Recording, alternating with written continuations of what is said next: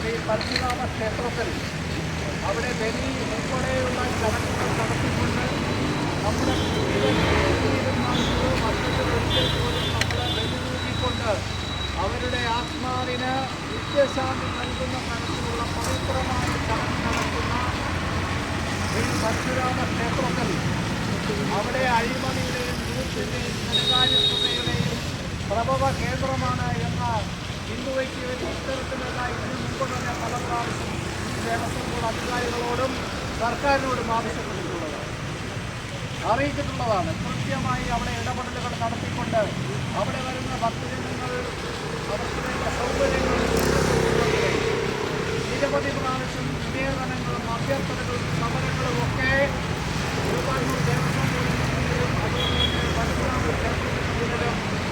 ഹിന്ദുവയ്ക്ക് വേണ്ടി ഉൾപ്പെടെയുള്ള ഹൈന്ദവ സംഘടനകൾ നിരവധിയായ പ്രതിഷേധങ്ങൾ രേഖപ്പെടുത്തിയിട്ടുണ്ട്. പക്ഷേ ആ പ്രതിഷേധങ്ങളൊന്നും വകവയ്ക്കാതെ ഞങ്ങൾ